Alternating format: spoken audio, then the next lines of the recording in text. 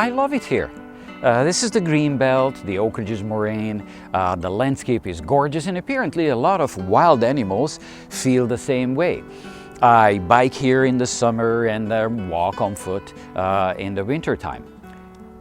Over 18 years, ever since we moved here, I saw a lot of wild animals. Now, all of these sightings happened early in the morning before traffic scared the wild animals deeper into the forest, and I was on my bike or on foot. Now, it is possible that the people who drive here in and out of town do not see anything, should these people conclude that nothing wild lives here. Their inferences based solely on their observations would be incorrect, and this is exactly the problem with empiricism. Empiricism puts a huge emphasis on sense experiences and neglects the function of reason in knowledge. A keen and successful nature observer would have an interesting conversation with the person who never sees animals. Both of them base their judgment on their observations. Nature guy would argue that, hey, skeptic, you're not looking at nature the right way, that's why things remain hidden from your view. Skeptic would demand proof. Seeing is believing, and I just don't see it. Nobody can eat 50 eggs. Not even Cool Hand Luke. A skeptic is a skeptic.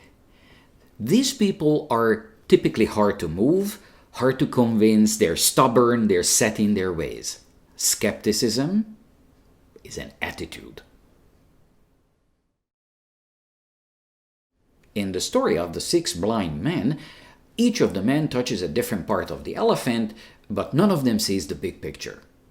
Somebody's subjective experience can be true, but it's inherently limited by its failure to account for other truths or the totality of truth. The story points out that we ought to be open-minded and seek out different perspectives on the same subject of observation. We're better off if we humbly cooperate and compare our notes. The biggest problem of the 6 blind men is their attitude. I know best, I know what I have here, and the rest of you are stupid idiots. It's the attitude again. Our personal worldview is essentially our operating system, our philosophy, ideology, religion, and attitude, all combined. Our basic assumptions or concepts we have of the world provide structure to our thoughts and actions. I know what I want. I want to be a good guy.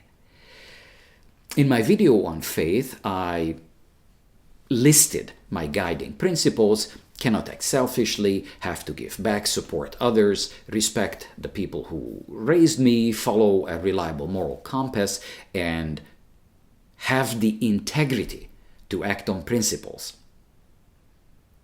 The details of my worldview fall in place according to these values and lead me to what the Greeks called eudaimonia, a purposeful, virtuous, and fulfilling life.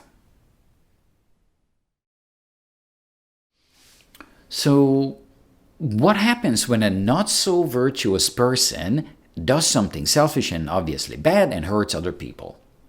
I've already asked this question in my video, What's the Way to Live? A homewrecker's behavior who selfishly steals somebody's husband and permanently damages the lives of a mom and kids is hard to rationalize or justify.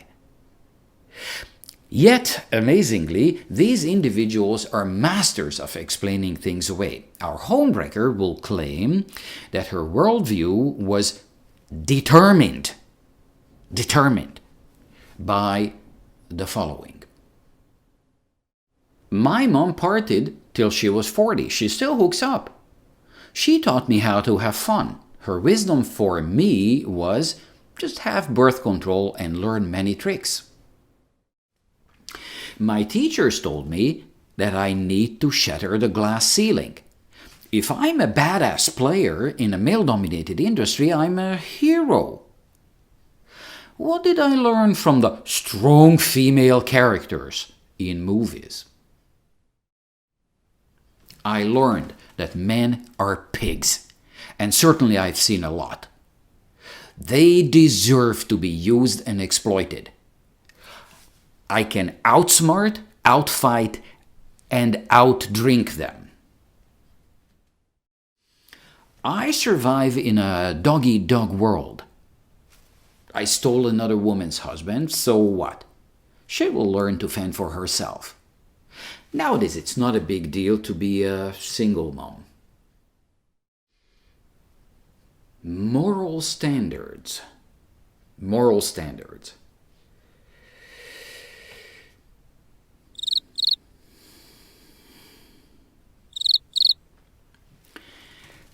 I know one thing. Nobody has the right to judge me. Love? Sentimental crap. I'm in my mid-30s and my sexual market value is still high. I need to maximize my fun now. The name of the game is money. The homewrecker's information, her sense data, her observations and experiences resulted in her knowledge of the world. This is how she knows the world. There's no deer herd at the dawn, and the elephant is like this, and she knows that for sure.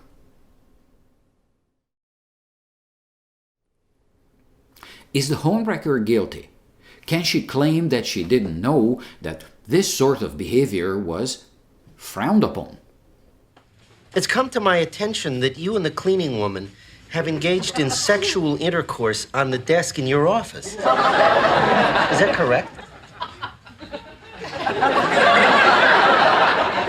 Who said that? She did. Was that wrong? Should I not have done that?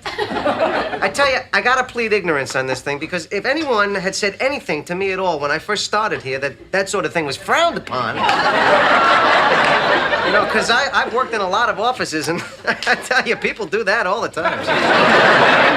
She didn't realize the full extent of the suffering that her actions imposed on innocent people. How about a variant of the affluenza defense? Can she claim that her social condition afflicted her, causing her not to understand the consequences of her actions? It is her tough luck, after all, that she grew up in an environment that shaped and molded her this way. It wasn't her choice. Even if I never see a single deer in 18 years, I cannot overlook circumstantial evidence and stick to my view of the elephant. Rational thinking and logical reasoning should come into play and change my judgment. I see, for example, lots of roadkill of smaller animals. There's no reason to think that larger animals are somehow missing from the ecosystem. My neighbor's car got damaged. He hit a deer. And he's telling me. There is no extensive media coverage and public knowledge that the ecosystem here is out of whack.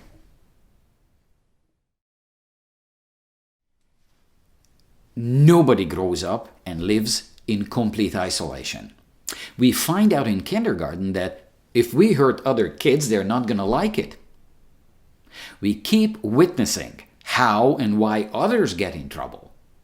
Childhood stories and movies establish cause and effect relationships between behavior choices and their consequences. Basic socialization cannot be bypassed. It wasn't homewrecker's destiny to wreck a home. She chose a course of action.